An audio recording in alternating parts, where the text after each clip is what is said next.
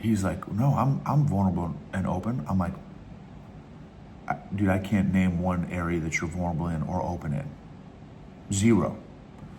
And I said, that's fine, Q. Dude, I said, that's fine. Just understand that everybody in your company feels zero connection to you, just so you know. And if you're okay with that, that's totally fine. So there will be no loyalty. There will be no trying to go the extra mile. There will be no max optimize engagement because they feel like they are cold widgets to you because there's zero connection on a personal level. There's zero vulnerability. And guess what? If you're not vulnerable, I'm not being vulnerable. So vulnerability-based trust is the first step.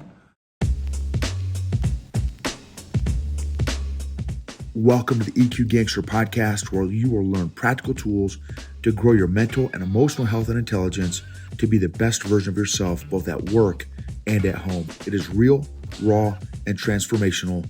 The journey of emotional growth isn't easy, but it's worth it. I believe in you.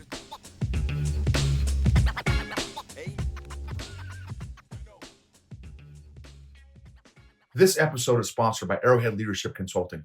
What are your organization's biggest pain points right now? Low EQ leaders, weak managers, toxic culture, high turnover, low engagement, leader development, lagging behind company growth, no company career path. Let us know if your organization needs leadership coaching, workshops, training, or keynotes. Visit arrowhead-leadership.com for more details.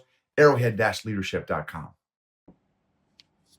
EQ Gangsters. This episode is on the 5 behaviors of a cohesive team, which come from Patrick Lencioni's book, The 5 Dysfunctions of a Team. It's a hugely popular book. A lot of business schools teach from Patrick Lencioni's book, 5 Dysfunctions of a Team. And Patrick Lencioni joined forces with one of the largest publishing companies in the world to form a program called 5 Behaviors of a Cohesive Team. And I'm going to share, if you have not read that book, I'm going to kind of share some highlights from that. I'm getting ready to do 4 different workshops for the 5 Behaviors of a Cohesive Team with a couple different companies and organizations to help solidify some culture, grow and develop some culture, healthy culture in these organizations. In one of the organizations, they have a fairly healthy culture. But when you hear these 5 levels of a cohesive team, I'll go into in a second. I am grateful for beef jerky. I'm grateful for books. I'm grateful for reading. I'm grateful for my 5 senses. I'm grateful for beards. I'm grateful for tattoos. I'm grateful for glasses and contacts. I'm grateful for toothbrushes. I'm grateful for metal beard combs that have skulls on them.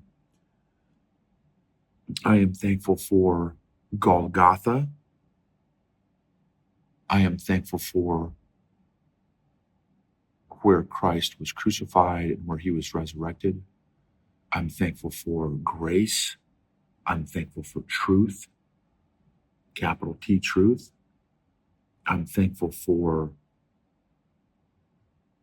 second and third and 5 millionth chances in my life. I'm thankful for learning. 5 Behaviors of a Cohesive Team from Patrick Lencioni's book, 5 Dysfunctions of a Team. The first level, and this course is an 8-hour workshop of 8 hours of content. The best way it's typically delivered is in 2 half days. So think about that. If any of you listening feel like this could be a value add to your organization, let me know and we can set something up.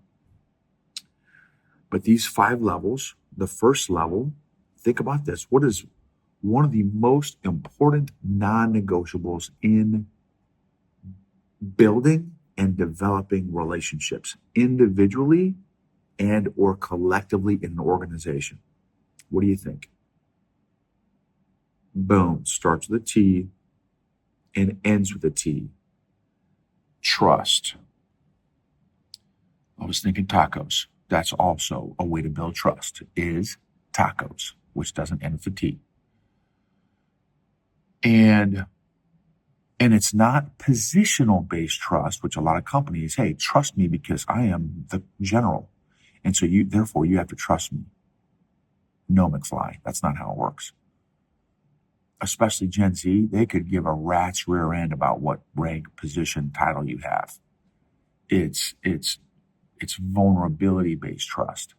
That is what builds trust, is vulnerability based trust. I was working with this guy way back in the days, back in the business call days.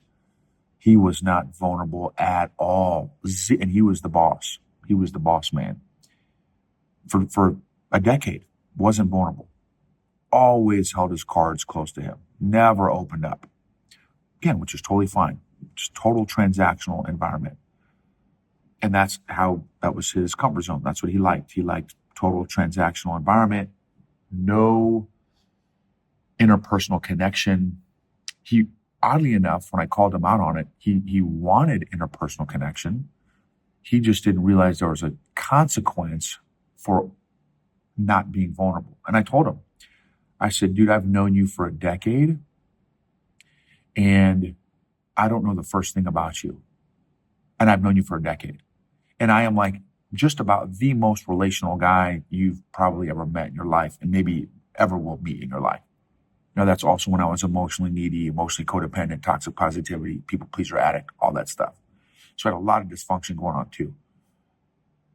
And he's like, no, I'm vulnerable and open. I'm like, dude, I can't name one area that you're vulnerable in or open in. Zero. And I said, that's fine too. Dude, I said, that's fine. Just understand that everybody in your company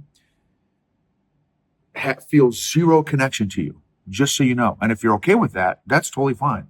So there will be no loyalty. There will be no trying to go the extra mile. There will be no max optimize engagement because they feel like they are cold widgets to you because there's zero connection on a personal level. There's zero vulnerability. And guess what? If you're not vulnerable, I'm not being vulnerable. So vulnerability-based trust is the first step. The next one is healthy, productive conflict. Healthy, productive conflict. I just read this quote. Someone gave me this quote today. Conflict is not optional. That's going to happen if you are in a relationship with anybody, personal or professional. Conflict and tension is not optional. Combat is. Conflict does not have to be combative. There is such a thing as healthy, productive, safe conflict. It does not you don't have to go into combat every time there is the C word, conflict. And when I am able to voice my thoughts, perspectives, concerns in a safe, productive, psychologically safe, productive environment, and we have that healthy, productive tension and conflict, then I feel like I've been shoved, seen, heard, understood, and valued, which leads me to the third pillar of Patrick Lencioni's deal is then I can be all in commitment-wise. If I feel like there's vulnerability-based trust, I'm able to be seen, heard, understood, and valued because I can have healthy, safe, productive conflict and I'll be listened to. May not be agreed with, but at least listened to. Then I feel like I can be all in commitment-wise. Then, once I go all in commitment-wise, the fourth rung on Patrick Lencioni's 5 behaviors of a cohesive team model, then we can have the quickest form of accountability, which is not top-down, bureaucratic, hierarchical accountability.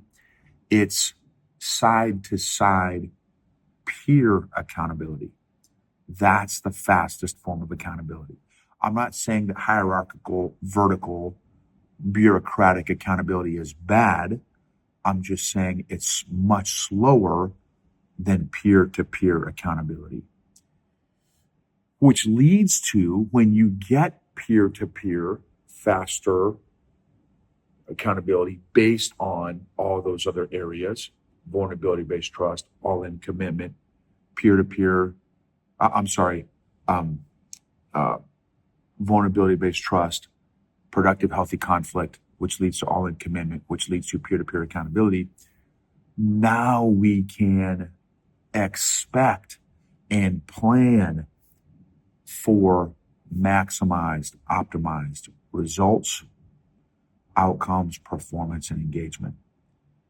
So results is that final tier of Patrick Lencioni's pyramid. There are 5 behaviors of a cohesive team pyramid, and they do go in order. And the assessment. So I've been certified to do this course, to deliver this content that Patrick Lencioni and his publisher created.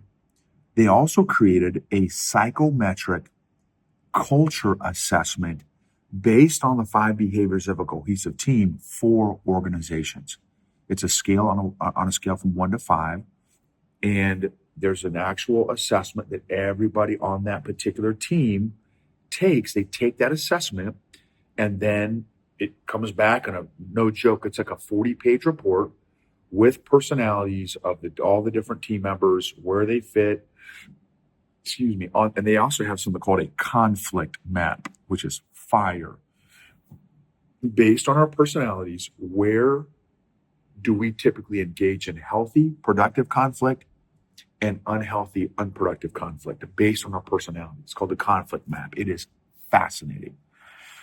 So I'm telling you, it's a powerful tool. And I'm getting coaching from my one of my business coaches, who is incredible. Shout out to Big Jeff. I can't thank this guy enough. He's invested many hours into me, and in a lot of areas, and also specifically the 5 behaviors of a cohesive team facilitation, to really maximize the experience for the organization, for the team that I'm facilitating. And so I'm so excited for these 4 workshops, 4 or 5 behaviors workshops I have coming up, because it's going to be life-changing to this organization.